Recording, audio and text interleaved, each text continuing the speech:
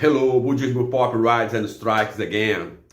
Eu fui perguntado por um brother se os budistas raiz são diferentes dos budistas Nutella. Desce a vinheta aí, brother.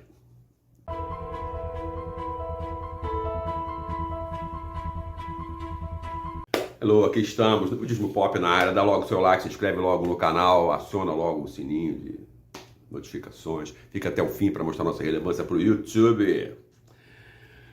O Felino falou assim, pô, um like com elegância. Um like com elegância. Beleza? Então. Esse lance foi perguntado por um querido que eu estou conversando com ele sobre budismo. E a gente falava de como é que o budismo chegou ao Brasil, uma filosofia religiosa japonesa. Japão é um país, né? Muitos rigores de tradições. E a proposta dele, quando ele fez a pergunta, foi parecida com essa. Se os budistas raiz, os veteranos, e os budistas de hoje, que ele tinha chamado, de um modo geral, as pessoas de hoje de Nutella, se haveria diferença. Na verdade, para quem está olhando de fora, é claro, ele não conhece, né, a nossa organização, não conhece a BSGI, né, a SGI, nós estamos apresentando para ele. É meu chacubuco, estou apresentando a lei para ele. Falar em BSGI e SGI, não representamos, não somos porta-vozes. Somos membros e quadros e associados.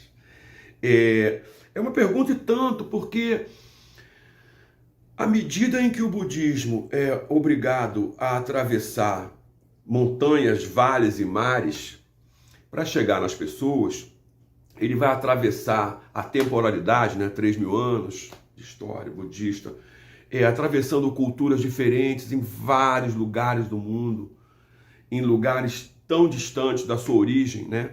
E óbvio que com o passar do tempo, as coisas foram se modificando à medida em que o tempo também foi modificando pessoas, coisas e sociedades. Quando o presidente Ikeda chegou ao Brasil em 19 de outubro de 1960, e abriu em São Paulo o primeiro distrito, né, do budismo de Nichiren Daishonin, do Nammyo Renge-kyo, aqui em São Paulo, havia, por parte daqueles que iriam ajudar a propagar o budismo aqui, uma preocupação com a manutenção daquilo que eles vieram trazer. Porque, gente, o budismo ele tem uma peculiaridade dramática. São mais de 3.900 e tantos tipos de budismo. Isso é um drama. Quando você pensa em propagar o budismo, que budismo você estará propagando? Isso é uma questão e tanto. Nós que praticamos o budismo de Nichiren Daishonin, da Gakkai, nós temos 6 primos. Já contei essa história aqui para vocês. Tá? A diferença entre nós e nossos primos é que nós alegamos que todos os seres humanos possuem estado de Buda, independentemente de terem posição clerical ou não. Ok? Mas só para você ver como é delicado. Num dado momento, aqui na nossa organização, ela tinha uma estrutura piramidal, né? Porque as coisas vinham e iam chegando até a base. Então havia um nível de rigorosidade bem maior no tocante à condução, no tocante à abordagem para poder fazer a transferência da lei adequadamente. Para você ter uma ideia, quando a gente pretendia receber o Gonronsum, o que acontecia uma vez a cada 6 meses, ou seja, 2 vezes por ano, quando eu entrei em 1983, você era submetido a um questionário e no final você lia trechos do livrinho, o Sutra do Lótus. Esse livrinho aqui que a gente usa para fazer a nossa prática de Gongyo da manhã e da noite. Isso, por exemplo, se uma pessoa vai receber o Gonronsum naquela época e ela está sozinha em casa praticando, era preciso que ela conseguisse que os familiares fossem à entrevista para realmente certificar de que a pessoa estava tendo respaldo dos familiares para não criar um conflito dentro da casa das pessoas. Isso era tudo muito delicado, mas era feito de uma maneira bem mais objetiva. À medida que o tempo passou e que a sociedade vem mudando e isso vem tornando as relações sociais um tanto ou quanto mais fluídas. As questões do budismo anteriormente, elas hoje podem aparecer para as pessoas de uma maneira assim um pouco mais soltas ou eventualmente até dispersas. E muitas vezes pode dar a impressão de que a nossa maneira de abordar o mundo ela é absolutamente poliana. E não é. A gente tem uma visão extremamente realista do mundo e das coisas. Agora, a questão que meu amigo estava propondo, quando ele fala de uma coisa raiz, de uma coisa Nutella, que ele já havia usado essa expressão numa outra conversa que tivemos sobre o rock and roll em determinado período e hoje, ela esbarra um pouco nessa questão. Porque no budismo, a nossa busca é a busca pela coragem, pela prudência, pela benevolência, para que aí a ação se dê realmente estruturada.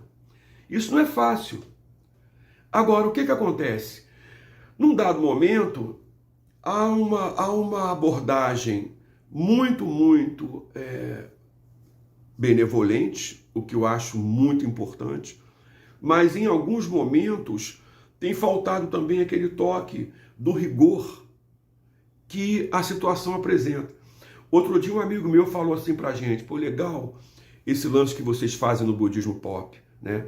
Que é tornar esse conhecimento budista acessível para o povão, para as pessoas. Vocês falam uma linguagem bastante simples. É exatamente isso. É exatamente isso. É preciso não perder de vista que, por maior que seja a benevolência, ela terá que encontrar o equilíbrio com a rigorosidade do que está proposto. Por quê? Porque a lei é neutra, embora absolutamente rigorosa. Né? Tanto é que você vê a causa e o efeito são simultâneos. A causa e o efeito são simultâneos. Daí a busca por uma abordagem que permita as pessoas aprenderem para poder aplicar na vida, mais do que aprenderem para desfrutar de uma condição emocional que pode ser boa, mas é transitória. Recentemente, queridos meus estão passando por esse momento difícil da transição de um dos seus amados, né? Acredito que você vê um amado seu, né, fazer aquela idade, né, vetusta, né, passando dos 90, e você começa a ver que ele está indo, e vem, né, a tristeza, né, a dor e tal. Só que essa é uma questão que eu estava tentando ver com meu amigo. A abordagem disso, ela tem que ser extremamente rigorosa para quem conhece a lei de Nammyo Renge Kyo, porque Nichiren afirma que se você conhece a lei de Nammyo Renge Kyo, os sofrimentos da vida e da morte se tornam nirvana. E aí a gente vê como é preciso haver rigorosidade quando a gente vai aplicar. Porque se a gente está com muitos anos de prática e alguém que está na nossa lateral, nos observando, vê a gente tratar a possível nirvanização ou nirvanização de um ente querido com dor, com drama e com luto, ele não vai saber que nós somos budistas. Porque para o budismo, primeiro não tem morte, né? Porque o budista sabe que a matéria vira energia vira matéria vira energia, desde o tempo sem início. O que acontece? O que acontece é que essas substituições cíclicas também marcam pequenas interrupções nas nossas relações afetivas. Por outro lado, se eu sou um budista, eu tenho que pensar o seguinte: meu amado está indo.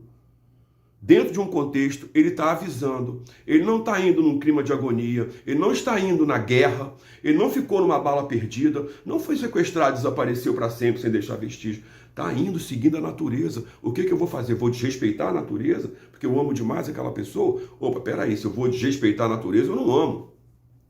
Eu tenho apego. E aí o budismo entra de novo. Se você ama, você não pode ter apego. Como você vai se apegar se a segunda lei da termodinâmica diz que tudo passa? Se você vai se apegar, você está abrindo mão de tudo que você aprendeu no budismo. Abrindo mão para quê? Para sofrer. Nichiren Daishonin fala que aquele que faz Nammyo Renge Kyo, quando um amado nirvaniza, ele não vai ser recebido por 1, 2 ou 3 Budas, mas por 1000 Budas.